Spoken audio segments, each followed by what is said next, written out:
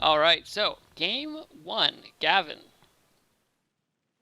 versus MadVillain.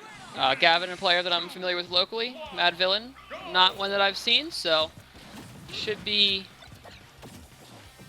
interesting to see.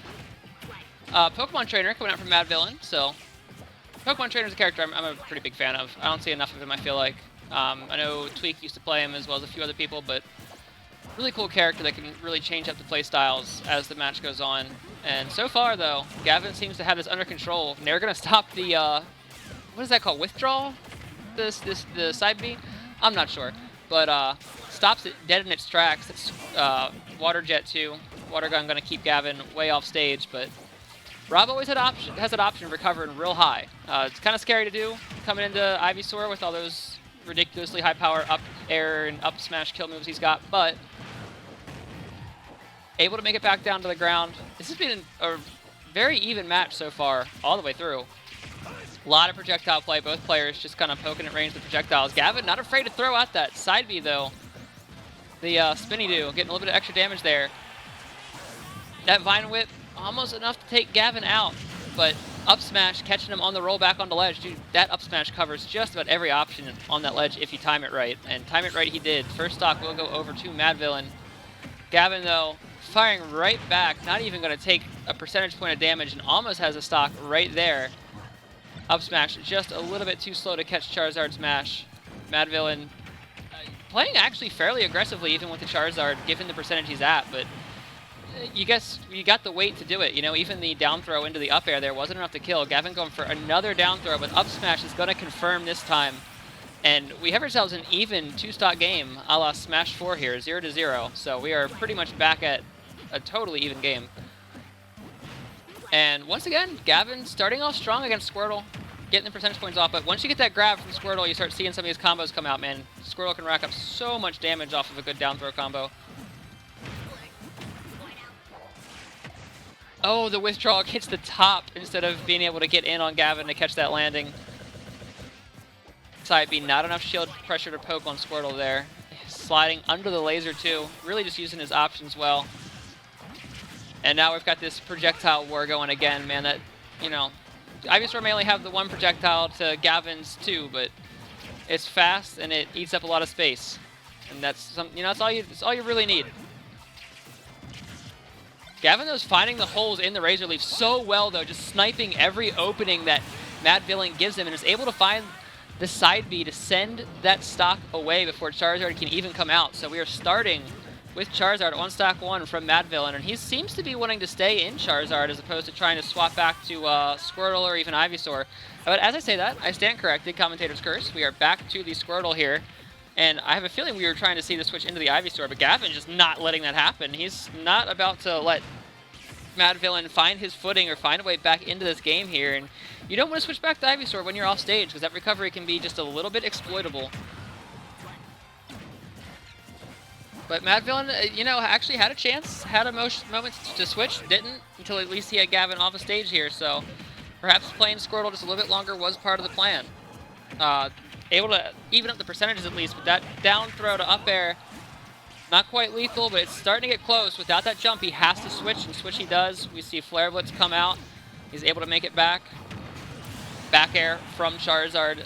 Such a powerful move. Going to take that stock away. We're at least down to even stocks, but Gavin definitely so far seems to have control of this game and is just forcing MadVillain on Charizard to play the defensive game as well. Nair actually going to kill there as well. Very well played on both sides, but Gavin definitely hit a moment where he just seemed like he found his flow, and he just had the answers to everything MadVillain was trying to pull there. Starting with just finding the snipes on each one of those Razor Leafs on stock 2. I mean, he had a solid just counter projectile play game on that stock 2 into the Ivysaur that really set off that chain of events and gave him that momentum. So if we go into game 2 here, we'll see what stage they are opting to go to. Looks like Pelka took the 2-0 over Pancakes.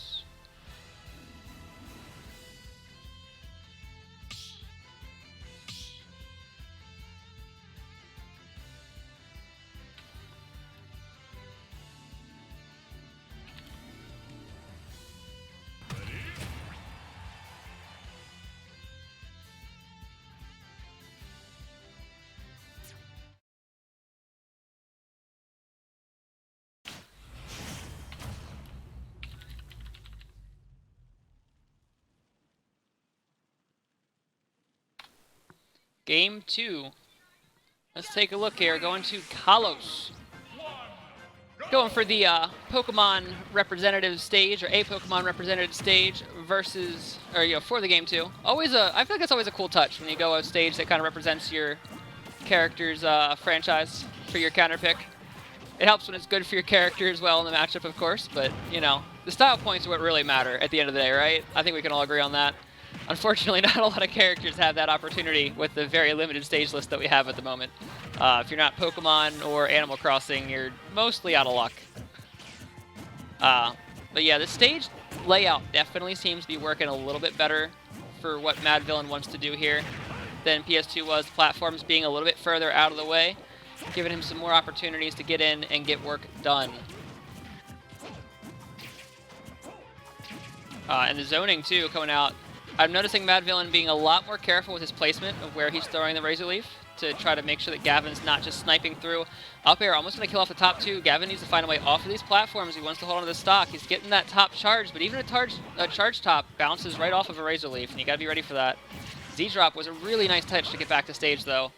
MadVillain now the one on the platform, on the defensive. That shield will hold, though. That up smash not quite going to be lethal. We see Charizard come out. As soon as he does, that meaty up air. Charizard with that big old headbutt, man. Every single move, it feels like, from Charizard has some kind of kill potential, but moved back into Squirtle for stock 2, but that reduction in weight is going to cost him as he gets down throwed into the up smash. Stocks once again even at the 2 stock point, but MadVillain looks like he's popping off a little bit better with the Squirtle. You can walk lane with Squirtle? That is news to me. Alright. Oh no. Okay, I was looking bad there for a second for Gavin. MadVillain found that first spike, and it was looking like it was going to be one of those Twitch clip moments with the 3 or 4 Ivysaur down airs in a row, but instead, not able to find the 2-frame on the forward air. Gavin gets a second chance at the stock here.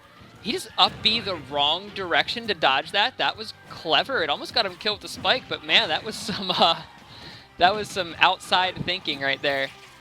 95-95, we are back to this projectile war here.